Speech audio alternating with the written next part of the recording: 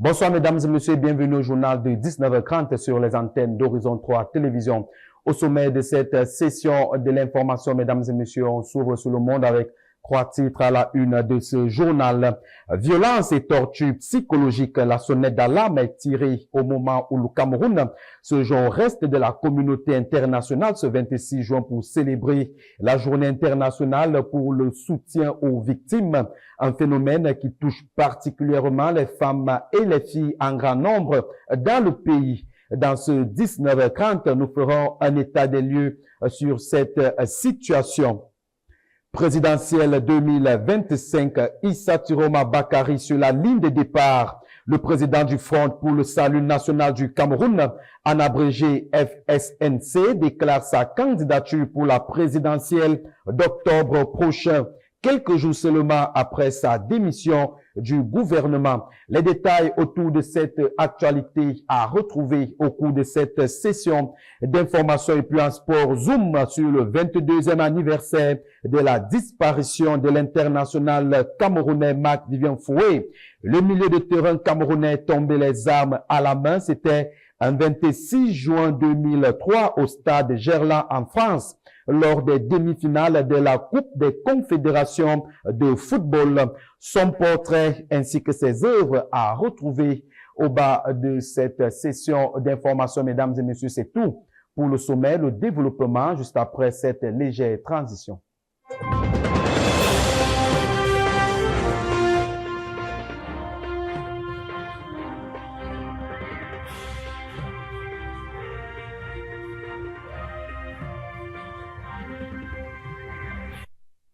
Une fois de plus, bonsoir mesdames et messieurs et bienvenue au journal de 19h30 sur les antennes d'Horizon 3 Télévision. Nous sommes le 26 juin 2025. Ouvrons ce journal en parlant de la célébration de la journée mondiale contre l'abus et le trafic des drogues. Et à cet effet, le Cameroun s'est joint au reste de la communauté internationale à l'effet de célébrer cette journée, mais aussi une occasion de revenir sur la pertinence de cette journée proclamée par l'Assemblée générale des Nations unies en 1987, une journée qui vise à sensibiliser le grand public face aux dangers que représente la consommation des drogues, mais aussi renforcer les efforts internationaux pour lutter contre ce phénomène. Le reportage porte la signature de Rosie Chomba. Selon le rapport mondial sur les drogues de l'Office des Nations Unies contre la drogue et le crime, près de 300 millions de personnes ont consommé une drogue en 2023. Parmi elles, un nombre croissant de jeunes sont concernés et souvent dès l'adolescence. Morel Cérézé, vice-président de l'Institut professionnel des addictions du Cameroun, revient sur les causes de la consommation des drogues. La consommation des drogues sont multiples. Déjà, elles sont regroupées en 3 catégories, les causes psychologiques, les causes sociales et génétiques. Je parle des causes génétiques, vous allez voir dans une famille où un parent a consommé peut-être du tabac, il est facile que les enfants également consomment du tabac. Donc, voilà donc les 3 catégories de causes. Mais celles qui sont les plus communes aujourd'hui commencent par la société. Les causes sociales vont nous conduire aux causes psychologiques, donc maladie, stress, dépression, et on va se retrouver à consommer la drogue. Mais au-delà des chiffres, ce sont des vies humaines, des familles et des communautés entières qui sont touchées. Pour Morel Cérézé, la sensibilisation doit rester une priorité absolue car les effets de la consommation de drogue illicite sont bien souvent dévastateurs tant sur le plan individuel que collectif. La sensibilisation pour ne même pas qu'ils arrivent à ce niveau. Et ces personnes qui sont déjà là-dedans, je dis, ont besoin d'être récupérés, écurés et réinsérés dans la société. Les effets sont d'abord sur la santé physique du consommateur.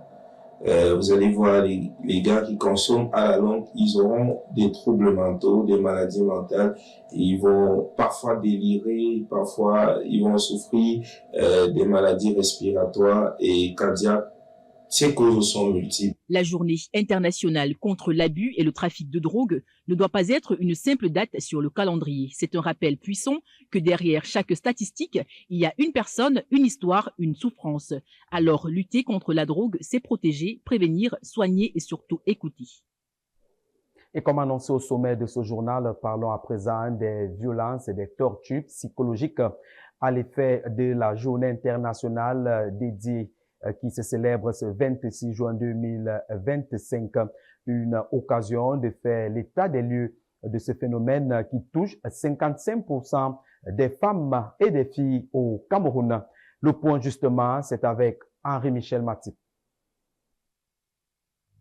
Ce 26 juin, la communauté internationale commémore la journée pour le soutien aux victimes de la torture. Une journée créée par l'Assemblée générale des Nations unies. Les violences psychologiques constituent un problème grave et sous-estimé au Cameroun. Les statistiques sont alarmantes. Plus de 55 femmes camerounaises âgées de 15 à 50 ans subissent des formes de violences psychologiques. De plus, 9292 cas de violences basées sur le genre sont recensés en 2020. 3 femmes sur 10 sont victimes de violences physiques ou sexuelles de la part d'un partenaire intime ou de violences sexuelles sans partenaire. Les violences psychologiques ne sont pas seulement un problème individuel, mais un problème de société.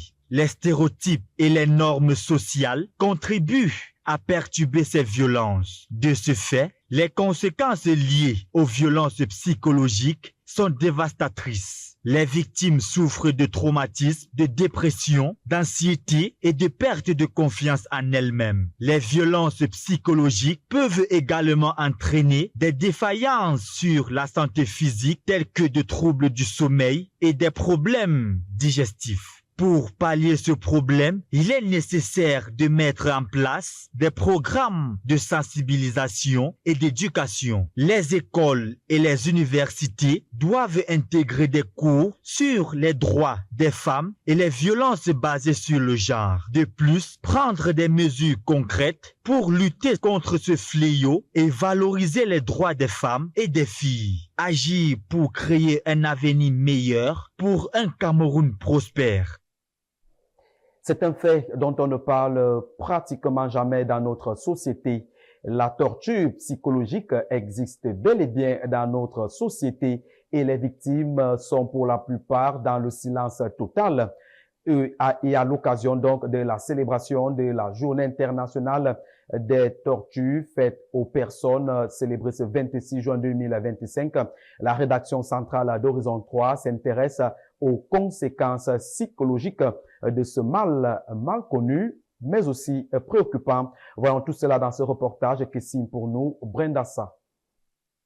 Ce 26 juin, la communauté internationale commémore la journée pour le soutien aux victimes de la torture. Une journée créée par l'Assemblée générale des Nations unies pour manifester une solidarité envers ces personnes dont le mental est atteint par la violence. Dans la société camerounaise, comme dans le monde, il n'y a pas que la torture physique, il y a aussi le côté psychologique que beaucoup de personnes victimes ignorent et qui cause plusieurs conséquences qui se manifestent à travers notre comportement. Alors les conséquences psychologiques de la torture psychologique sont nombreuses. Nous avons d'abord sur le plan personnel, sur le plan émotionnel, une sorte de détresse émotionnelle, une sorte de souffrance, une incapacité à être autonome sur le plan émotionnel, à manifester de façon constructive ses émotions, à réguler ses émotions. Nous avons sur le plan émotionnel toujours et psychologique, des personnes qui ayant subi des tortures psychologiques se retrouvent dans une sorte de vulnérabilité permanente. Ces personnes torturées psychologiquement sont vulnérables au quotidien. Par exemple, quelqu'un qui a subi des tortures psychologiques, c'est quelqu'un qui va difficilement pouvoir faire confiance. C'est quelqu'un qui va difficilement pouvoir exprimer de façon constructive ses émotions. Des gens qui auront un comportement de retrait social vis-à-vis des autres. Des gens qui auront cette sorte de tendance à s'isoler, cette sorte de tendance à ne pas pouvoir exprimer vraiment leur point de vue face à des gens par peur à cumuler de représailles. Cette journée internationale pour le soutien aux victimes de la torture est une occasion d'informer le public sur le respect de la personne physique et mentale. Ce jour est d'autant plus important que la souffrance mentale est plus tragique que la mort. Des pratiques qu'il faudra sans doute condamner avec la dernière énergie.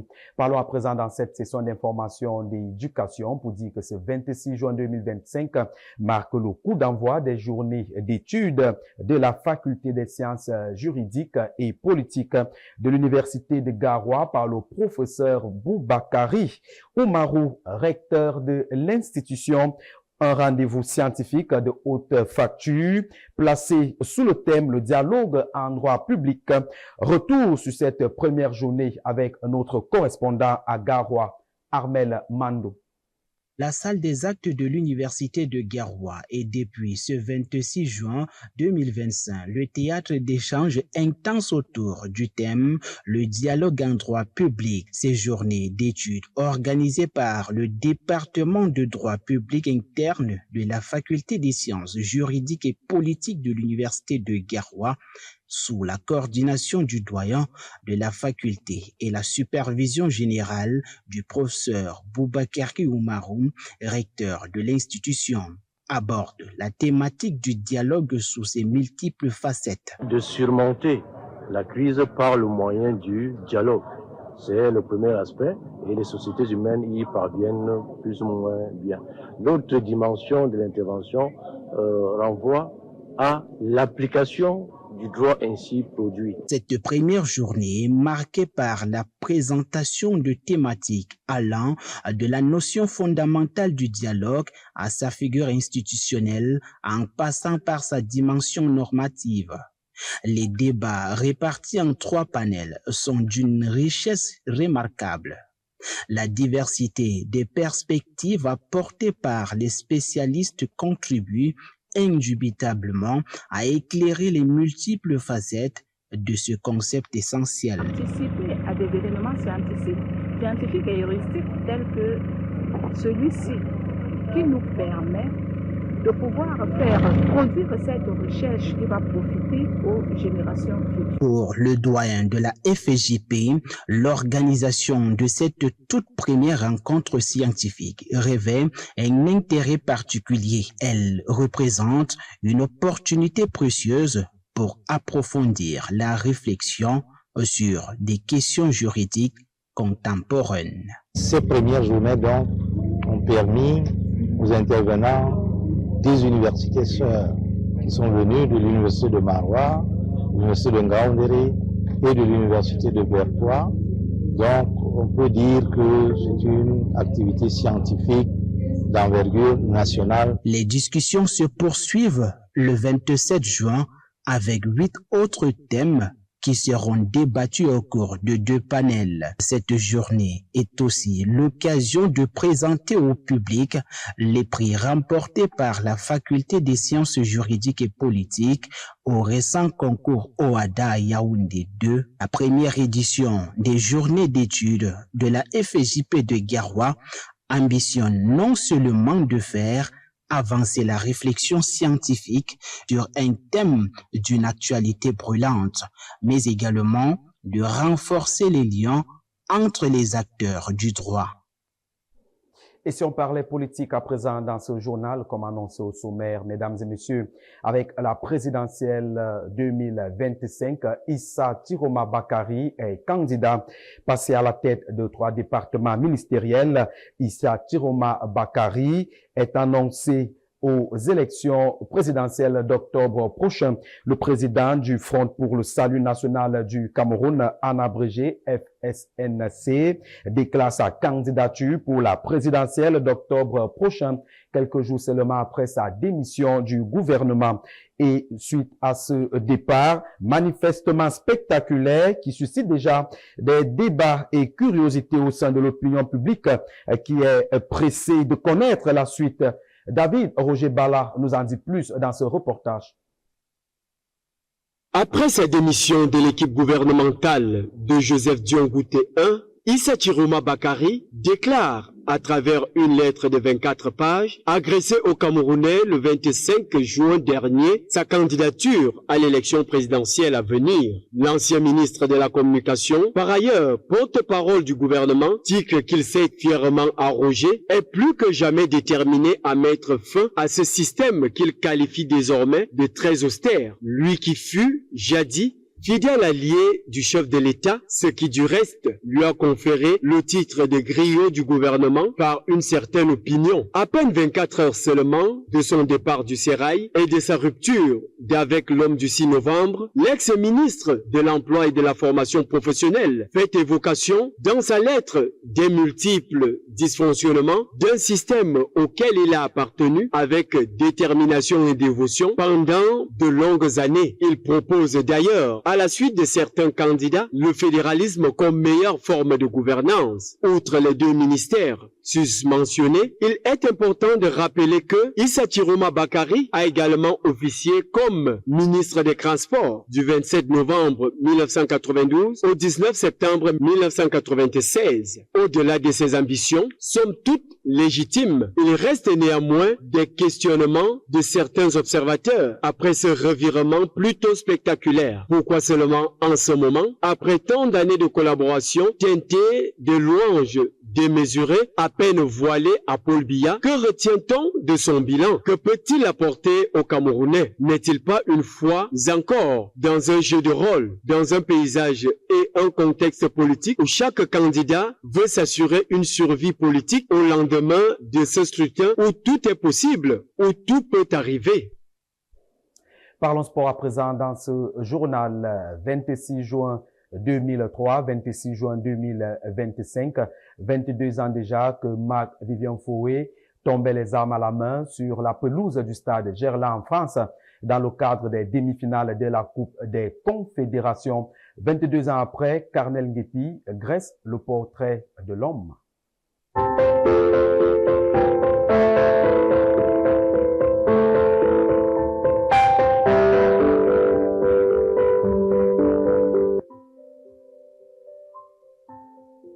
Né à Yaoundé, il a commencé le football au canon de Yaoundé. J'ai acquis un peu d'expérience depuis la rencontre contre le Zimbabwe.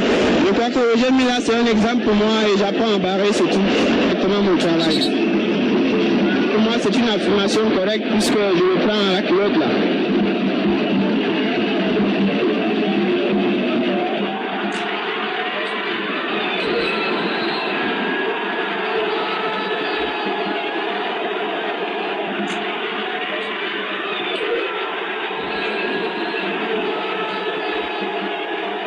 Beaucoup de joueurs étaient dans le canon, dans le diamant, dans le tonnerre, dans l'union. Avant de partir pour la France et le Racing Club de Lens. À Lens, il a été un joueur apprécié et important. Il a également joué en Angleterre pour West Ham et Manchester City et en France pour Lyon.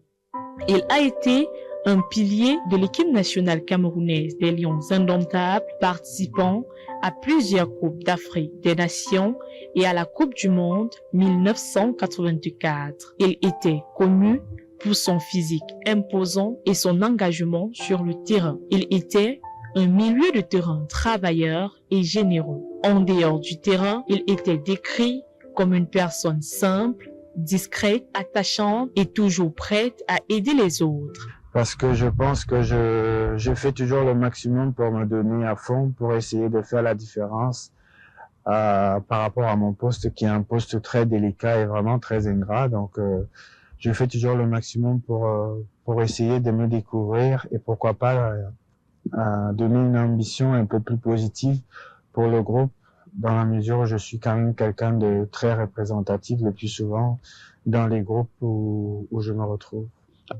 Sa mort soudaine lors de la demi-finale de la Coupe des Confédérations en 2003 a choqué le monde du football. Il s'est effondré sur le terrain et est décédé quelques instants plus tard. Il est toujours commémoré comme un grand joueur et une belle personne. Le prix Marc-Vivien Foé récompense chaque année le meilleur joueur africain de Ligue 1. En somme, Marc-Vivien Foé était un joueur talentueux, un coéquipier exemplaire et un homme apprécié de tous, dont la mémoire est toujours vive dans le cœur des Camerounais et des amateurs de football.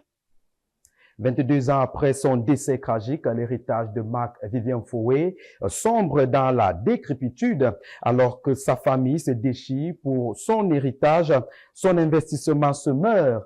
Évocation avec vous, David Zo. Jeudi 26 juin 2003, Marc-Vivien Foué, le milieu de terrain des Lions Indomptables, raccroche tragiquement les crampons au stade de Gerland en France.